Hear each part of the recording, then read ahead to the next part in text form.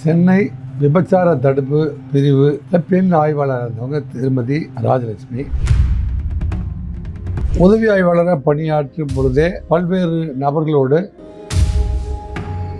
சரி நம்ம நாட்டில் வந்து பிராஸ்டியூஷன் இருக்கிறதா நீங்கள் கருதுறீங்களா? இல்லை, உங்களுக்கு நம்ம நாடு இப்போ டெல்லியில் மும்பையில் அனுமதிக்கப்பட்டிருக்குது. கல்கத்தா சோனாகஞ்சி போகிற பகுதியில் அது அரசு லைசன்ஸ் வாங்கி நடத்துகிறாங்கன்னு சொல்கிறாங்க. தமிழ்நாட்டில் இருக்குதான்னு கேட்டால் இல்லை. இந்த அம்மையார் வந்து கொத்தவால் சாவடியில் 3 வருஷம் இருக்காங்க. பான்புராக்கு, கஞ்சா, இந்த விடுதிகளில் நடக்கக்கூடிய மேற்படி இத்தியாதி ஆய்வாளராக ஒரு பெண் இருந்து கொண்டு அத்தனையும் அனுமதித்து பணம் வாங்கி கொண்டு வந்தார். அரசாங்கம் சம்மந்தப்பட்டிருந்ததுனால தான் இந்த விஷயம் நடந்திருக்குமா? இந்த கட்சியும் அந்த கட்சியும் வந்து வேறு அல்ல. பணம் கொடுத்தா எந்த பதவி வேணா யார் வேணா வாங்கிக்கலாம் அப்படிங்கிறது நீண்ட நெடுங்காலமா காவல்துறையில் இருக்கு. 2021 அனௌன்ஸ் பண்ணி முடிச்சுட்டு 1000 சப் இன்ஸ்பெக்டர்ஸ் இது வரைக்கும் எடுக்கவே முடியல. யாரால சத்தமா பேசுங்க. இந்த அரசாங்கம் போலீஸ் ரெக்ரூட்மெண்ட் போர்டு அப்படின்னு வச்சிருக்கு. உள்ளாட்சி துறையில் வந்து 828 கோடி ரூபாய் வந்து பணத்தை வாங்கிட்டு டிஎன்பிஎஸ்சியை விட்டுட்டு அண்ணா யூனிவர்சிட்டி வந்து காலேஜ் அங்கே வச்சு ஒரு ரெக்ரூட்மெண்ட் பண்ணுறாங்க. ஒரு அரசு இயந்திரம் அப்பாயின்மெண்ட் கொடுக்கும் போதே அவங்ககிட்ட 35 லட்சம் வாங்கிட்டு கொடுத்தா அவன் 3 கோடி சம்பாதிக்கிறது தானே வர்றோம்னு நினச்சிக்குவான். எல்லாரும் படித்து மேலே வந்தோன்னு வேலை கொடுக்க மாட்டோம். வேலை கொடுக்கறதுக்கு 35 லட்சம் ஆகும்னு சொன்னால் இந்த நாட்டில் எப்படி வேலைக்கு போக முடியும்?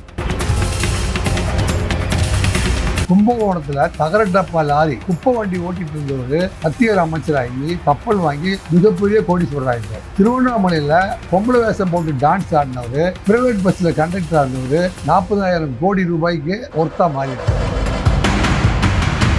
இப்படின்னு ஒரு சிஸ்டத்தை வந்து கிரியேட் பண்ணி வச்சிருக்காங்க இந்த நாட்டில். நார்காட்டிக் என்ஐபி அப்படின்னு ஒரு இன்டெலிஜென்ஸ், அதுக்கு போகவே மாட்டேன். மனுஷங்களை பைத்தியம் பிடிக்க வச்சுக்கிற அளவுக்கு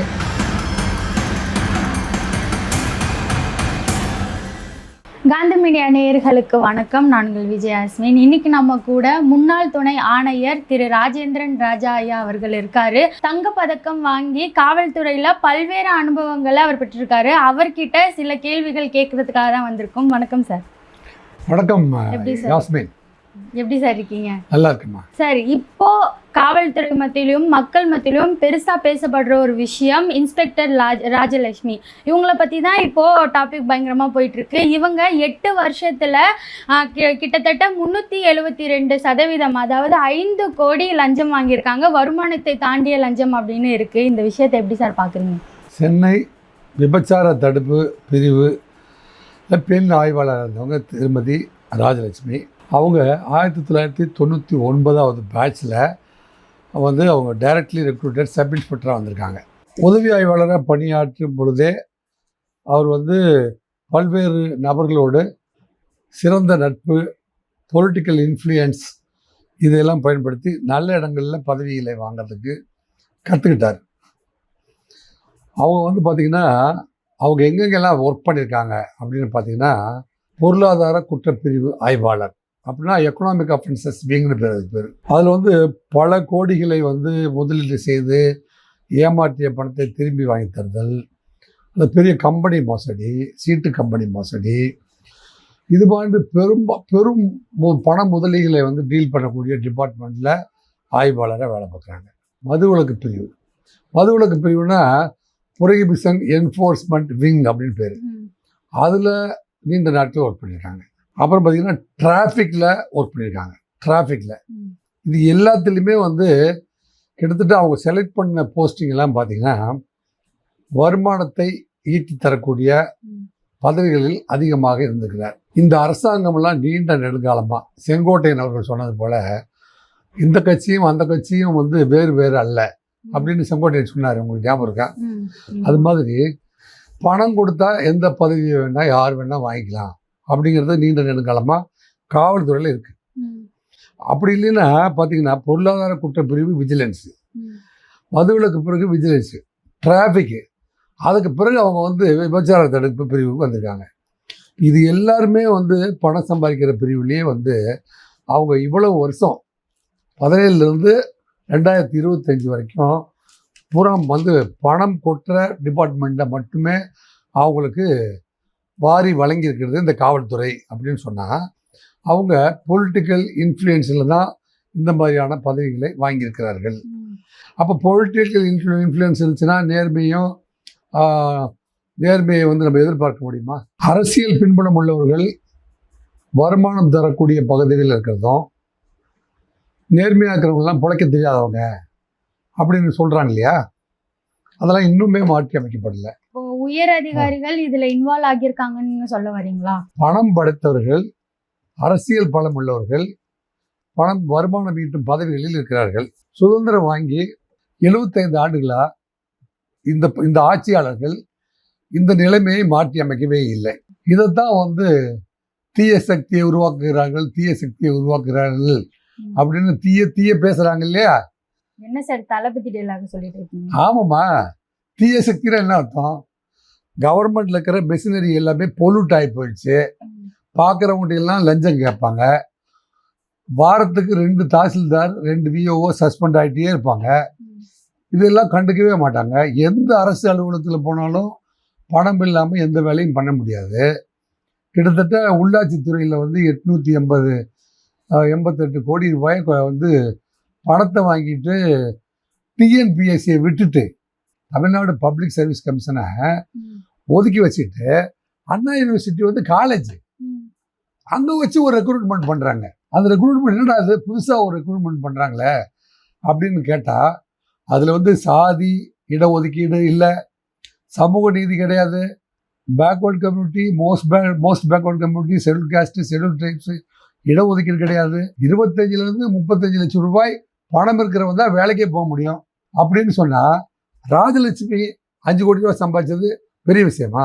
ஒரு அரசு இயந்திரம் அப்பாயின்மெண்ட் கொடுக்கும்போதே அவங்ககிட்ட 35 லட்சம் வாங்கிட்டு கொடுத்தா அவன் 3 கோடி சம்பாதிக்கிறது தானே வர்றோன்னு நினச்சிக்குவான். படித்து கஷ்டப்பட்டு வேலைக்கு வர்றவனுக்கு பதவி கொடுக்காம லஞ்சம் கொடுக்குறவங்களை மட்டுமே ரெக்ரூட் பண்ணுறோம் அப்படின்னு சொல்லிட்டு கிட்டத்தட்ட 2021 அனௌன்ஸ் பண்ணி முடிச்சுட்டு 1000 சப் இன்ஸ்பெக்டர்ஸ் இது வரைக்கும் எடுக்கவே முடியல.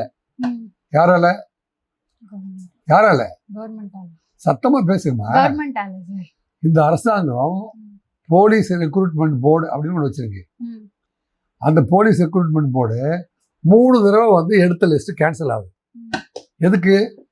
Backward communities, most backward communities, schedule cost, schedule tribe, இவங்களுக்கு ஓப்பன் காம்படிஷனில் வர வேண்டியவங்கள சரியாக பிரித்து போட முடியல அப்படின்னு செலெக்ஷன் பண்ண லிஸ்ட்டே பிடிச்சி தீ வச்சு கொளுத்தி எரிச்சு விட்டுறாங்க. ஹைகோர்ட்டு தொடர்ந்து கேட்குது, ரெக்ரூட்மெண்ட்டை ஒழுங்காக நடத்துங்க. கடைசி வரைக்கும் ஆட்சி முடிகிற வரைக்கும் 1000 சப் இன்ஸ்பெக்டரை தேர்ந்தெடுக்கவே முடியல. தீய சக்தின்னு சொல்லாமல் என்னன்னு சொல்லுவாங்க? இப்போ இந்த நாடு முன்னுக்கு வந்துச்சுன்னா என்னமா அர்த்தம்? இதுக்கு எல்லாருமே கல்வி கற்க வேண்டும், ஜிடிபி உயர வேண்டும், தனிநபர் வருமானம் உயர வேண்டும், அப்படிங்கிறதான நாடு முன்னேறதுக்கான வளர்ச்சி. ரைட்டு, எல்லாரும் படித்து மேலே வரணும். மேலே வந்தோன்னா வேலை கொடுக்க மாட்டோம். வேலை கொடுக்கறதுக்கு 35 லட்சம் ஆகும்னு சொன்னால் இந்த நாட்டில் எப்படி வேலைக்கு போக முடியும்? அப்போ பணம் கொடுத்து தான் வந்து பதவிகள் வாங்க முடியும் அப்படின்னு ஒரு நிலைமை இருந்தால், ராஜலட்சுமி 5 கோடி ரூபாய் சம்பாதிச்சதில் ஒரு பெரிய ஆச்சரியம் இல்லையே. நீண்ட நெடுங்காலமாக வந்து காவல்துறையில் எப்படி இருக்குன்னா, நாங்களாம் வந்து எலிஃபென்ட் கேட் போலீஸ் ஸ்டேஷனில் தொடங்கி சென்னையில் வந்து நான் வந்து 20 ஆண்டுகள் வந்து வெற்றிகரமாக பல்வேறு துறைகளில் நான் பார்க்காத துறையே இல்லை. இது வந்து நான் வந்து எந்த 2 துறையை விரும்பவில்லை தெரியுமா? 2 துறை. ஒன்று வந்து நார்காட்டிக் என்ஐபி அப்படின்னு ஒரு இன்டெலிஜென்ஸ், அதுக்கு போகவே மாட்டேன். ஏன்னா மனுஷங்களை பைத்தியம் பிடிக்க வச்சுக்கிற அளவுக்கு கஞ்சாவையும் போதைப் பொருளையும் விற்றவங்ககிட்ட பணம் வாங்குறதா அப்படிங்கிறனால என்ஐபிக்கு நான் போகவே இல்லை. பிடபிள்யூ ப்ரொஹிபிஷன் என்ஃபோர்ஸ்மெண்ட் விங்கு, சாராயம் விற்கக்கூடாது அப்படின்னு சொல்கிற ஆளுங்களை கள்ளச்சந்தையில் விற்க சொல்லி பணம் வாங்குறது. இதுதான் வந்து பிடபிள்யூ. இப்படின்னு ஒரு சிஸ்டத்தை வந்து கிரியேட் பண்ணி வச்சுருக்காங்க இந்த நாட்டில். இதையெல்லாம் இது வரைக்கும் வந்து இந்த அரசாங்கம் மாற்றி அமைக்கவே இல்லை. ஒரு ஆய்வாளர் கொத்தவால் சாவடியில் 3 வருஷம் இருக்காங்க. அவங்க தான் வந்து பான்பராக்கு, கஞ்சா, இந்த இந்த விடுதிகளில் நடக்கக்கூடிய மேற்படி இத்தியாதி இத்தனையுமே வந்து கொத்தவால் சாவடியில் ஆய்வாளராக ஒரு பெண் இருந்து கொண்டு அத்தனையும் அனுமதித்து பணம் வாங்கி கொண்டு வந்தார். அவருக்கு தான் சிறப்பான போஸ்டிங் கிடைச்சது. இதெல்லாம் தாங்கி வந்ததுனால தான் வந்து ஊடகத்துறையில் இப்போ வந்து முன்னாடி நின்று இதெல்லாம் பேசி அட்லீஸ்ட் எதிர்கால தமிழகத்திலேயாவது இந்த மாதிரியான அநீதியெல்லாம் மாற்றி அமைக்கப்படணும் அப்படிங்கிறதுக்கு தான் யாஸ்மின் போன்ற உங்களை போன்றவர்கள்ட்ட நான் வந்து இந்த ஊடகத்திலேருந்து பதிவு பண்ணுறேன். ஆனா சார், லஞ்சம் அப்படின்றது தமிழ்நாட்டுல சகஜமா நடந்துட்டு தான் இருக்கு. நீங்க தான் ஃபர்ஸ்ட் ஸ்டார்டிங்ல சொன்னீங்க இவங்க டிராஃபிக்ல இருந்திருக்காங்க, போலீஸா இருந்திருக்காங்க, நிறைய துறையில இருந்திருக்காங்கன்னு சொன்னப்போ, ஒரு தனிப்பட்ட நபரா அவங்களால இந்த ஒரு 2017 இருந்து 2025 வரைக்குமே ஏன் சேர்க்க முடியாது அவ்வளவு காசு அப்படின்ற அரசாங்கம் சம்மந்தப்பட்டிருந்ததுனால தான் இந்த விஷயம் நடந்திருக்குமா? அரசு வந்து இப்போ இது வந்து லஞ்ச ஒழிப்புத்துறை வந்து இவ்வளோ நாள் என்ன பண்ணிருந்துச்சு? 5 கோடி ரூபா சேர்க்குற வரைக்கும் என்னமா பண்ணிச்சு? ஒருத்தர் 1 கோடி சம்பாதிச்சாவே தெரிஞ்சு போயிடுமா இல்லையா? 50 லட்சம் வாங்கினா தெரிஞ்சு போவாதா? 5 கோடி சம்பாதிக்கிற வரைக்கும் நீங்கள் வந்து கவனிக்கலைன்னா அப்போ அரசாங்கம் என்ன லெவலில் கண்காணிச்சுட்டு இருந்திருக்குது? சரி, ஒரு துறையில் தொடர்ந்து ஒரே ஒரு ஆய்வாளர், இப்போ registration vigilance, narcotic intelligence bureau, இந்த மாதிரி பிடபிள்யூ, இந்த எக்கனாமிக் அஃபென்சஸ் விங்கு, இந்த டிராஃபிக் இன்வெஸ்டிகேஷன் விங்கு, இதுலாம் வந்து 8 வருஷம் 10 வருஷம் அங்கேயே இருப்பான். அவன் வந்து ஃபிக்ஸ் பண்ணி வருமானத்தை வசூல் பண்ணிட்டு இருப்பான். இதெல்லாம் வந்து 1 வருஷத்துக்கு தான் இந்த டிபார்ட்மெண்ட்ல இருக்கணும். அவன் வந்து திருட்டுத்தனம் பண்றதுக்கு முன்னாடி அந்த டிபார்ட்மெண்ட் விட்டு வெளியில் போயிடணும், அல்லது தப்பு பண்றாருன்னா அவரை கண்டுபிடிச்சி அந்த துறையில இல்லாம பண்ணிடணும். அப்படிங்கிறதுலாம் இல்லை. இந்த மந்திரிக்கு வேண்டியவராக இருந்தால் அங்கே 3 வருஷம் இருந்து கொள்ளையடிச்சுக்கலாம். இந்த மந்திரிக்கு வேண்டியவராக இருந்தால் இன்னும் 2 வருஷம் சேர்த்து கொள்ளையடிச்சுக்கலாம். இந்த நிலைமையெல்லாம் எப்போ மாறும்? அப்போதான் இதெல்லாம் மாறும், இந்த அநீதியெல்லாம். சரி, இப்போ நீங்க சொன்ன மாதிரி தான் இத்தனை வருஷமா 5 கோடி சேர்க்கிற அளவுக்கு அரசாங்கம் எங்க போச்சுன்னு கேக்குறீங்க. இப்போ அந்த 5 கோடியை வெளிப்படுத்துறதுக்கான விஷயம் வந்து அரசாங்கம் எப்படி கொண்டு வந்துச்சுன்னு நினைக்கிறீங்க? இது வந்து ஸ்பெசிபிக் கம்ப்ளைண்ட் வந்து இந்த அம்மா வந்து தொடர்ந்து அதிகப்படியாக லஞ்சம் வாங்கி சொத்து சேர்க்கிறாங்க அப்படிங்கிறத வந்து மனம் பொறுக்க முடியாம கொடுத்த கம்ப்ளைண்ட் அடிப்படையில் தான் VNDC வந்து பிடிங்க. ஆனால் ரெகுலராக அரசுங்கிறது வந்து நமக்கு கீழே பணிபுரியவர்களாம் நேர்மையாக பணிபுரிகிறாங்களா? இவங்க வந்து ஒரே துறையில் எத்தனை நாள் இருந்திருக்காங்க? இந்த துறைக்கு வந்து இவ்வளோ எவ்வளோ நாள் ஆச்சு? இதெல்லாம் ரெவ்யூ பண்ண வேண்டியது யாருடைய பொறுப்பு? ரெவ்யூ பண்ணணுமா இல்லையா? அதாவது 3 மாதத்துக்கு ஒரு முறை வந்து ஒருத்தர் இப்போ ஒரு டிபார்ட்மெண்ட்டில் உயர் அதிகாரி வந்து ரெவ்யூ பண்ணுவார். மந்த்லி விசிட் பண்ணுவார். Monthly visit, quarterly visit, half yearly visit, yearly விசிட்டுன்னு இருக்குமா? இந்த எந்த விசிட்லையுமே வந்து இந்த அம்மா என்ன பண்ணியிருக்காங்க அப்படிங்கிறத வந்து கண்டுபிடிக்கவே இல்லைன்னா அப்போ என்ன மாதிரியான விசிட்டு, என்ன மாதிரி ரெவ்யூ இந்த நாட்டில் நடந்துட்டு இருக்குது? எந்த துறையுமே வந்து முறையாக லஞ்ச லாவண்யம் இல்லாமல், தவறு நடக்காமல், நடத்த தெரியாமல் இருக்கிறதுனால வந்த விளைவு தான் இதெல்லாம் அட்மினிஸ்ட்ரேட்டிவ் ஃபெயிலியர். இப்போ ராஜலட்சுமி வந்து பார்த்தீங்கன்னா கிட்டத்தட்ட 4,62,66,539 ரூபாய் வந்து 2 நாள் வந்து அவங்க வீட்டில் ரைடு பண்ணி கண்டுபிடிச்சிருக்காங்க. இதில் 4,05,80,000 ரூபா வந்து அக்கௌண்ட்டில் இருக்குது. அவங்க 2,25,98,000 ரூபா செலவு பண்ணிட்டாங்க. 2,25,98,000 ரூபா செலவு பண்ணியிருக்காங்க அப்படின்னா ஒரு ஆய்வாளராக இருக்கவங்க எனக்கு தெரிஞ்சு இத்தனை கோடி ரூபாயை சேர்த்து வைத்ததும் செலவு செய்ததும் தமிழக காவல்துறையில், அது பெண் காவல்துறையில் இதுதான் வந்து முதல் முறையாக நான் கருதுகிறேன். இந்த மாதிரி அதிகாரிகளை வந்து எப்படி நீங்கள் அப்பாயின்ட் பண்ணுறீங்க? தொடர்ந்து லஞ்சம் வாங்க தெரிஞ்சவங்களை தான் நீங்கள் மந்திரியாக வச்சுருக்கீங்களே, கமிஷன் வாங்கி கொடுக்குறவனை தான் பெரிய மந்திரியாக வச்சுக்கிறீங்களே. அதே மாதிரி காவல்துறையும் சேர்த்து நல்லா கமிஷன் கொடுக்குறவங்களையும் அல்லது லஞ்சம் வாங்குறவங்களையும் மட்டும்தான் ஊக்குவிக்கிறதுனால தானே வந்து இந்த மாதிரியான விளைவுகள் வருது. எதிர்காலத்தில் ஒருவேளை தம்பி விஜய் இந்த நாட்டுக்கு முதலமைச்சராக வருவார்னு நான் நினைக்கிறேன். வந்தார்னா இந்த அநீதி அத்தனையுமே வந்து மாற்றி அமைக்கணும் அப்படின்னு இப்பவே அட்வான்ஸா விஜய்க்கு இதை தகவலாக சொல்றேன். ஆனா சார், பொதுவா லஞ்சம் அப்படின்றது நிறைய இடங்கள்ல இருக்கு. ஒண்ணு நடிகர்கள் கிட்ட இருந்து இருக்கலாம், இல்ல பிசினஸ் மேன்ஸ் கிட்ட இருந்து இருக்கலாம், அரசியல்வாதிகள் கிட்ட இருந்து இருக்கலாம். எல்லா இடமும் இருக்கும்போது நம்ம கவர்மெண்ட்டை மட்டுமே சொல்றதுல எப்படி அது சாத்தியமாகும் அப்படின்னு இருக்குல்ல? நடிகர் வாங்குறதுக்கு பேர் லஞ்சம் இல்லை, அவர் வந்து வாங்குறதுக்கு பேர் பிளாக் மணி. பிளாக் மணினா அவர் வந்து கணக்கில் வந்து என்கிட்ட 4 கோடி கொடுத்துருங்க, மீதி 4 கோடியை வந்து பிளாக்ல கொடுத்துருங்க, அப்போ தான் உங்கள் படத்தில் நடிக்க வருவேன். நீ 8 கோடி கொடுத்துட்டீங்கன்னா உங்களுக்கு 80 கோடி ரூபா லாபம் வரும், என்னுடைய மார்க்கெட் அப்படி இருக்கு அப்படின்னு சொல்றதுக்கு அவருடைய வேல்யூவை வச்சு அவர் வந்து சம்பாதிக்கலாம். அவர் வந்து ஒரு ஆர்கனைஸ்ட் செக்டாரில் இல்லை. அதனால நடிகர்கள் வந்து இந்த பிரிவில் வர்றதில்லை. அவங்க வந்து இன்கம் டேக்ஸ் கட்டல அப்படிங்கிற பிரிவில் தான் அவங்க வருவாங்க. ஆனால் மந்திரிகளை பொறுத்த வரைக்கும் கடந்த 10 ஆண்டுகளாக யார் அதிகமாக லஞ்சம் வாங்குகிறாரோ, இப்போ நான் வந்து பார்த்ததில் என்ன தெரிய வருதுன்னா, கும்பகோணத்தில் தகர டப்பா லாரி குப்பை வண்டி ஓட்டிகிட்டு இருந்தவர் மத்திய அமைச்சராகி கப்பல் வாங்கி மிகப்பெரிய கோடீஸ்வரராக இருக்கார். திருவண்ணாமலையில் பொம்பளை வேஷம் போட்டு டான்ஸ் ஆடினவர், பிரைவேட் பஸ்ஸில் கண்டக்டராக இருந்தவர் 40,000 கோடி ரூபாய்க்கு ஒர்த்தாக மாறியிருக்கார். அரசியலில் இவ்வளோ பெருசாக சம்பாரித்து பணத்தை குமிக்க முடியும் அப்படின்னு தான் வந்து கடந்த அரசுகள்லாம் வந்து இந்த நாட்டுக்கு எதிர்கால மக்களுக்கு தகவலாக கொடுத்துருக்குது. இதெல்லாம் எப்படி மாற்றி அமைக்கணும்னா, லஞ்ச லாபியமற்ற அரசு உருவாகணும்னு நினச்சா தானே. உங்களுக்கு இப்போ வந்து கூட்டணி சேரும் போதே சில பேர் இந்த கூட்டணி விட்டு நாங்கள் நெவரவே மாட்டோம் அப்படின்னு இருக்கிறது எதுக்கு அப்படின்னா, கொள்ளையடிக்கிறதுக்கு நீ மொத்தமாக நாட்டு மக்களை ஏமாற்றி கொள்ளையடிச்சு இந்த அரசாங்கத்தை நீ வைத்துக்கொள். நீ அடுத்த கொள்ளையில் எனக்கு 15 பெட்டி, எனக்கு 25 பெட்டி, அவருக்கு 13 பெட்டி, இவருக்கு 10 பெட்டி கொடுத்தால் நாங்கள் தோழமையாக இருக்கிறோம் அப்படின்னு நினைக்கிற அளவுக்கு இந்த அரசியலையும் சேர்த்து லஞ்ச லாவலியத்துக்குள்ள என்னங்க, நீ அடிக்கிற கொள்ளை நாட்டு மக்களை நீங்கள் அடிக்கிற அளவுக்கு கொள்ளை அடித்து குவித்துக் கொள்ளுங்கள். 10,000 கோடி, 20,000 கோடி, 30,000 கோடிகளை அடித்துக் கொள்ளுங்கள். எங்களுக்கு 13 பெட்டி 12 பெட்டி தேர்தல் வரும்போது கொடுத்தால் 5 வருடத்துக்கு நாங்கள் அடிமையாக இருப்போம் அப்படின்னு ஒரு அரசியல் களம் இருக்குமானால் இது நாடா இல்லை சுடுகாடா? இந்தியா சுதந்திரம் பெற்றது எதற்கு அப்படின்னாமா, தனி மனித சுதந்திரத்தை ஜனநாயக நாடுன்னு பேர். இந்த நாட்டுக்கு பேர் ஜனநாயகம். அப்படின்னா என்ன, தேசியம்னா என்ன அப்படின்னே தெரியல நிறைய பேர். எப்படின்னா, தேசியம் அப்படிங்கிறது நமக்காக ஒரு தேசத்தை கட்டமைப்பது.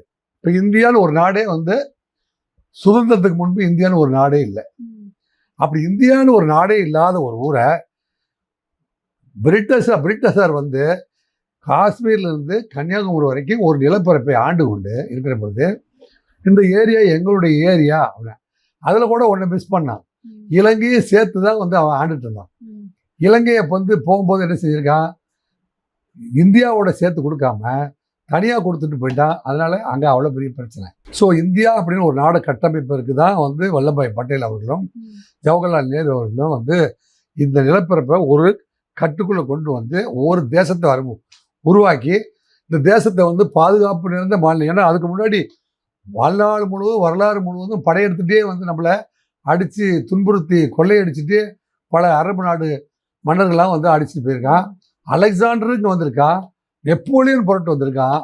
இவ்வளோ பேர் புரட்டு வந்து கொள்ளையடிக்கிறதுக்கு வர்றாங்களே, நமக்குன்னு ஒரு அரண் அமைத்து அந்த நாட்டின் மீது நாட்டு மக்கள் அத்தனை பேரும் பற்றுக்கொண்டு நமக்கான அரசை நாமே வந்து தேர்ந்தெடுத்து மக்களால் மக்களுக்காக மக்கள் பிரதிநிதி மக்களே தேர்ந்தெடுத்து நடத்துகிற ஒரு அரசை உருவாக்குறோம் அப்படின்னு சொன்ன பாருங்க.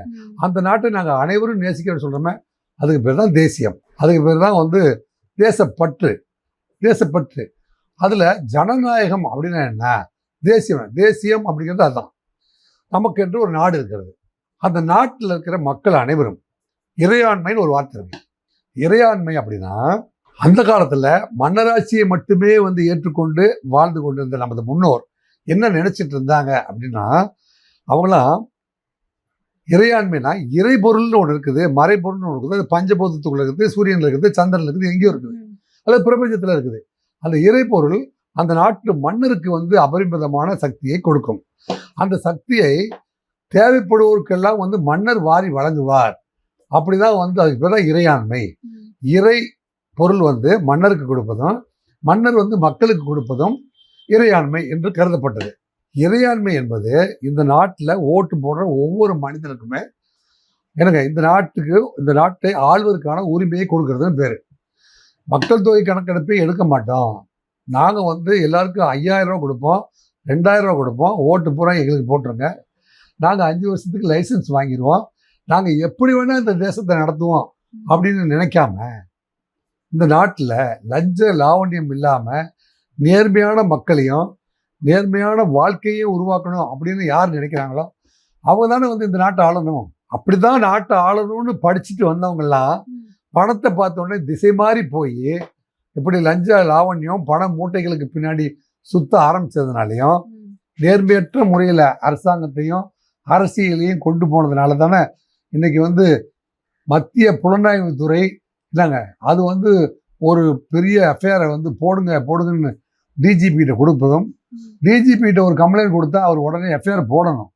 அதை போடாமல் வந்து மத்திய அரசு போட சொல்லியும், ஒரு புலனாய்வு அமைப்பு போட சொல்லியும் போட மறுக்கிறோம், அது அரசியல் காழ்ப்புணர்ச்சி, அதை சட்ட ரீதியாக நாங்கள் எதிர்கொள்வோம் அப்படின்னு அந்த எந்த ஏஜென்சி வந்து நம்மளை மடக்க வருதோ அந்த ஏஜென்சிக்கே நம்ம பணம் கொடுத்துடலாம் அப்படின்னே போயிட்டு இருந்ததுன்னா இந்த நாடு நேர்மையாக ஜனநாயக முறைப்படி நாங்கள் தேசிய ஜனநாயக முற்போக்கு அடியில் போகுமா போகாதா?